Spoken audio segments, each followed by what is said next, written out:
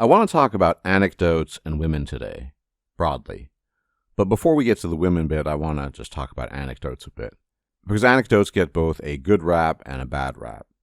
They get a good rap because pretty much everyone believes in anecdotes and their validity. In the sense of human beings are storytellers, they like to explain things with narratives as opposed to data. After all, we didn't evolve in an ancestral environment thinking about greater data points. There were more important matters to attend to, like survival and reproduction.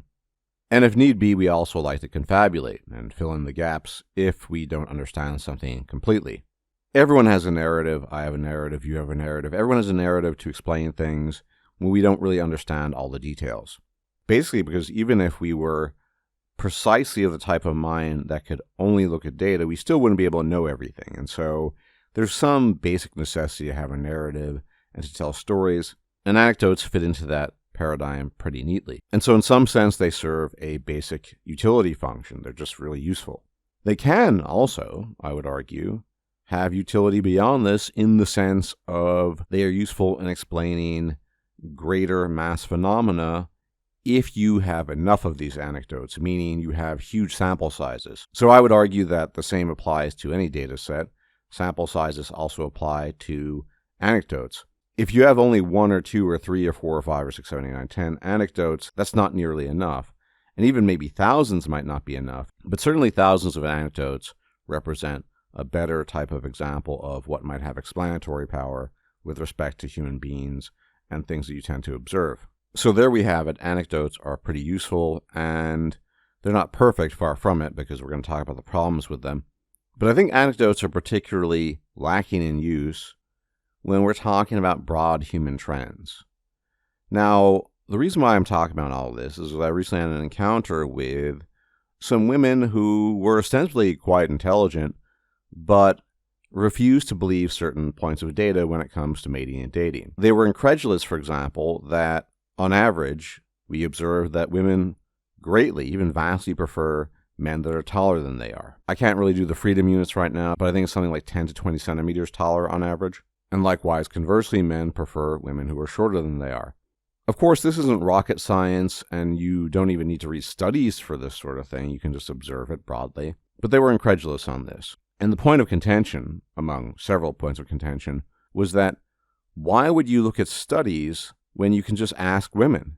You could ask the women participating in the conversation, and indeed, one of the women talked about her friend who claimed that she had 2 girlfriends that had had 2 shorter boyfriends, i.e. men that were shorter than they are, i.e. men that were shorter than they were. Now, this is just a wild claim. It could be true, it could not be. I don't know if what the woman there was claiming is actually true, that her girlfriends, in fact, had shorter boyfriends. But let's assume that it is. Well, exceptions prove the rule. And this is the problem when you run into anecdotes. Anecdotes are useful in the sense of, like I said, they help fill in gaps. They help to form narratives that might get us through the day. Where they're not helpful is when you're talking about broad phenomena regarding human behavior. And I would have thought prior to this conversation that making a statement to the effect of, yes, women like men that are taller than they are, was one of the most uncontroversial things out there. Of course, we mean on average, but we're talking about a very, very broad average. But both of these women in the conversation kept on insisting that I and other men should just ask women what they like and what they want. Now, we know the difference between revealed and stated preferences, and we also know in great detail, mostly from the political sphere, but it applies across the board, about preference falsification. Meaning you say one thing, but you do another thing. In the political sphere, you say you're going to vote for X. The classic one would be the 2016 election. You're going to vote for Clinton, but in fact, you were going to vote for Trump. And this also applies to mating and dating. There's been some interesting research when it comes to cheating, showing that women will claim certain things about the men that they cheat with that tend not to reflect the more visceral aspects of human mating and sexuality, whereas men are usually quite honest about that and say they're just horny or the woman was more attractive than their partner. It turns out that in a majority, women were also cheating with men that they found were more attractive than their partners. They just didn't want to admit this up front. And these are the perils and pitfalls of relying on anecdotes and relying on what people have to say in general, and women specifically. Because as I'm sure all of you know, women are very, very concerned about social approval. And I don't blame them. It makes perfect sense from an evolutionary perspective. Women have always been the more vulnerable sex and more dependent on social networks for survival and just a functional life than men. If you say things as a woman that warrant disapproval, you're going to be a very anomalous woman, and even more so if it doesn't bother you in particular.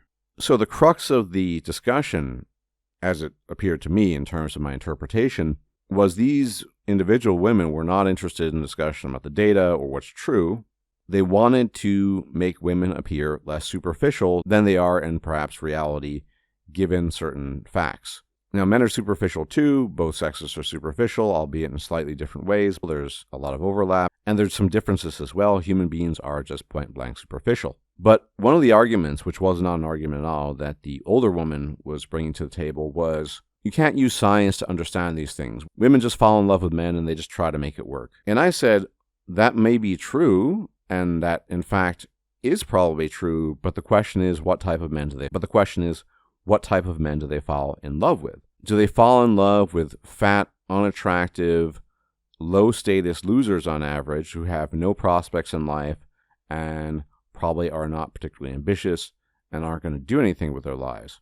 Or do they fall in love with men that conventionally fit the criteria we're aware of when it comes to women as to what they find attractive? And granting the possibility, for example, that these mysterious shorter men, that these girlfriends of the woman were supposedly dating, if they in fact were shorter in this case, I would then propose that they must have other qualities that are compensating for this. Because being shorter as a man than the woman that you're dating is definitely several points knocked off your attractiveness. So what you have to engage in this case is some kind of compensatory move, or there might be some compensatory things going on there. But you see, I don't like the word normie, but this is not how normies think.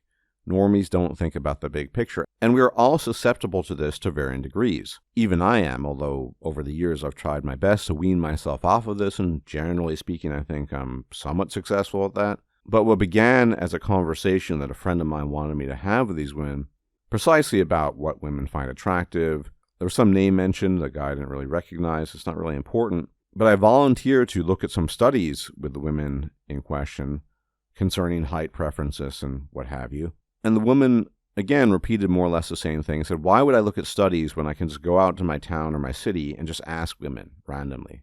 To be fair, even if she were to do that, I think you would get a goodly majority of women still saying that they prefer men who are taller or who are at least as tall as they are, something like that. Maybe not much taller. And it is true that the internet is filled with hyperbolic examples of 5-foot women insisting that their boyfriends are 6'3" or 6'4". These really are the exceptions. It seems just based on the studies. Again, women prefer men that are somewhere between 10 and 20 centimeters taller. But even taller, of course, is not a negative. But being shorter definitely is. And so before we were in a position, in terms of the conversation, to proceed to even more complex, more nuanced topics, I just gave up because we couldn't even have an agreement that on average, women definitely like men who are taller than they are. And then the conversation got somewhat derailed, and then there was another topic when it comes to mating and dating that came up. And one of the women was complaining how men don't want to commit. It certainly is the case broadly that men are more cautious about committing to long-term relationships because they have to invest a lot, obviously. But again, I brought up the point of what type of men do these women want commitment from? Are they schlubs that are just playing Xbox in their basements, that are baldly, greatly overweight, and have no job prospects? These are very specific types of men that women want commitment from. And it also stands to reason that just such men typically are desired by larger numbers of women. And as a consequence, have more options, and as a further consequence, are probably less likely to commit than somebody with fewer options. And this is eminently observable, both anecdotally and otherwise. It's not that chads and desirable men never commit. It's just that they have very high standards because their sexual marketplace value allows them to have these standards. And in terms of hypergamy or women broadly looking for men of higher rank and even better looking men than they are, that's going to be very difficult to lock down. I brought all these points up, but nothing registered apparently. And eventually I gave up. It's not universally true, but if somebody has a lot of options and they have a broad landscape, and attractive women do the same thing, by the way, what do you think or how do you think people are going to act? If you take inkwells, they probably would be overjoyed, euphoric, if they could even get one single girlfriend, right?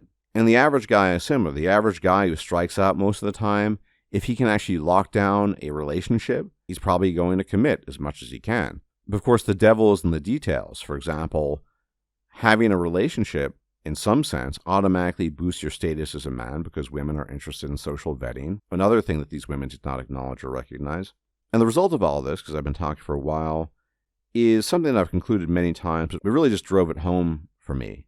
I think a large number of people, not just women, but I would say in the majority women, don't have an interest in data as a tool for explaining human behavior that's detached from themselves. It always needs to be self-referential.